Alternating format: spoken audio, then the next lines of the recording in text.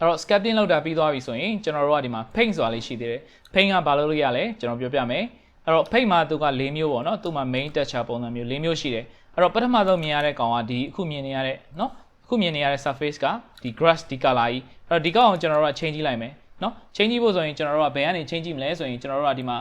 နော်ဒီ grass texture နားမှာကျွန်တော် go to library ဆိုပြီး right click ထောက်လိုက်မယ်နော်ဒီမှာကျွန်တော်တို့လိုချင်တဲ့ color ကိုကျွန်တော်တို့ရွေးမယ်ထားပါတော့ကျွန်တော်ဒီ grassy ground ကိုကျွန်တော်တို့လိုချင်တယ်နော်အဲ့တော့ grassy ground ကိုလိုချင်တာဖြစ်တဲ့အတွက်ကျွန်တော်တို့ကနော်ဒီနေရာကိုကျွန်တော် grassy ground ကိုကျွန်တော်တို့ dress ဆွဲထည့်လိုက်မယ်နော်ဒါဆို surface ကလုံးဝပြောင်းသွားပြီအဲ့လိုမဟုတ်ဘူးကျွန်တော်တို့ကဒီ forest ground ကိုလိုချင်တယ်ဆိုရင်ဒီနေရာကို forest ground ကိုကျွန်တော်ထည့်လိုက်မယ်ဒါဆိုရင်သူက forest ground surface ဖြစ်သွားပြီဒါပေမဲ့သူ့ရဲ့ quality ကအရင်အကောင်းကြီးတော့မဟုတ်ဘူးပေါ့နော်အရင်ကနဲ့ဆိုင်ရင်တော့သူကအများကြီးတိုးတက်လာတယ်အဲ့တော့ဒီနေရာမှာကျွန်တော်တို့က grass လေးပဲပြန်ထည့်ချင်တယ်ဆိုရင်ဒီမှာ grass လေးကိုဒီပေါ် dress ဆွဲတင်လိုက်ဒါဆိုရင်တော့ကျွန်တော်တို့ကဒီမှာ grass လေးပြန်ဖြစ်သွားပြီပေါ့နော်သူက 2D image ပါပဲเนาะ flat surface ပါပဲတအားကြီးတော့ realistic မဆန်ဘူးเนาะအဲ့တော့ second color ကတော့ကျွန်တော် paint ချင်ကြည့်မယ်အဲ့တော့ဒီနားတစ်ဝိုက်ကိုကျွန်တော်ကနည်းနည်းလေးပေါ့နော်ဒီ ground surface ကိုတစ်ခုခုထည့်ကြည့်မယ်အဲ့တော့ဒီနေရာလေးကိုကျွန်တော်ဘယ်လိုထည့်ကြည့်မလဲဆိုရင်เนาะဒီနေရာမှာ gravel လေးတွေရှိနေလို့သဘောထားမယ်เนาะဒီလို gravel လေးတွေတစ်ခုခုထည့်ကြည့်မယ်အဲ့တော့ဒီ gravel လေးကိုကျွန်တော်ကဒီဘောကိုဆွဲတင်လိုက်မယ်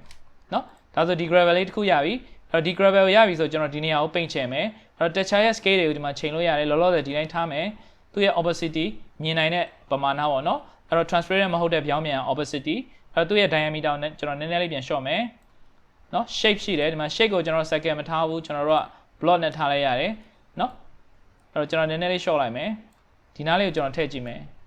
နော်ဒါဆိုကျွန်တော်ဒီနားလေးကိုခြေလိုက်တာပေါ့နော် gravel လေးဒီနားလေးပက်ပက်လေးမှာထည့်လိုက်တာနော်ဒီလိုလေးထည့်လိုက်လို့ရတယ်နော်ဒီလိုလေးထည့်လိုက်လို့ရတယ်နော်အဲ့နေရာမှာကျွန်တော် cycle လေးနဲ့ထည့်မယ်ဆိုရင်လည်း cycle လေးနဲ့ထည့်လို့ရတယ် cycle လေးကတော့ဒီမှာနော်အရင်မြန်တာပေါ့ cycle ကတော့အဲ့တော့ဒါကတော့သူ့ရဲ့ shape လေးတွေပဲထည့်သွားတာပေါ့နော်အဲ့တော့ဒီမှာဆိုရင် तू ကဒါဆိုရင်ကျွန်တော်ဆေးချဲလိုက်သလိုပဲနော် paint ချဲလိုက်တာပဲအဲ့တော့ဒီဘက်မှာလည်း gravel လေးထည့်ချင်တယ်ဆိုရင်ဒီ gravel နောက်ထပ်ထည့်ရွေးလို့ရတယ်ဒါတော့တတိယမြောက် gravel ပေါ့နော်ဒါလည်းကျွန်တော်တို့ဒီမှာရွေးလို့ရတယ်အဲ့တော့ဒီနေရာလေးတွေကကျွန်တော်တို့ကဒီမှာ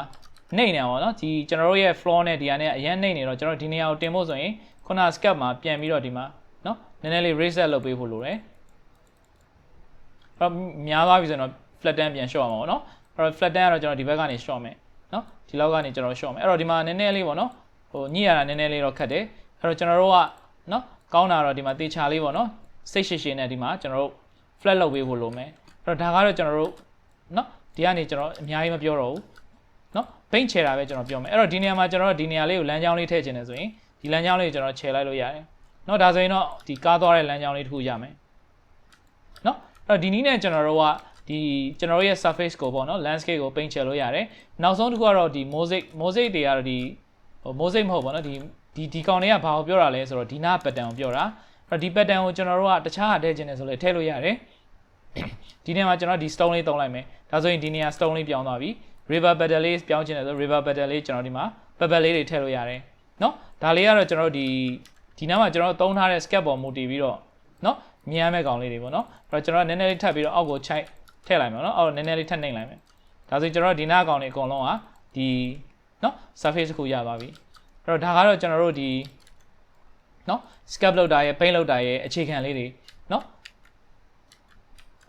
အဲ့တော့ဒီလောက်ဆိုရင်ကျွန်တော်တို့ကဒီ paint လောက်တာဘာလောက်တာဆိုရင်သိမယ်သူ့ရဲ့ shape တွေပါတွေဒါကတော့ tools တွေကိုကျွန်တော်ရွေးတာအဲ့တော့ဘာမှမရှိတော့ဒီမှာ opacity ကို short ချင်း short လို့ရတယ်เนาะအဲ့တော့ဒါကတော့ကျွန်တော်တို့เนาะဒီ landscape ဘိုင်းမှာ scalp လုပ်မယ် paint လုပ်မယ်ဘယ်လိုလုပ်မယ်ဆိုတာကိုရှင်းပြပေးတဲ့ဗီဒီယိုဖြစ်ပါတယ်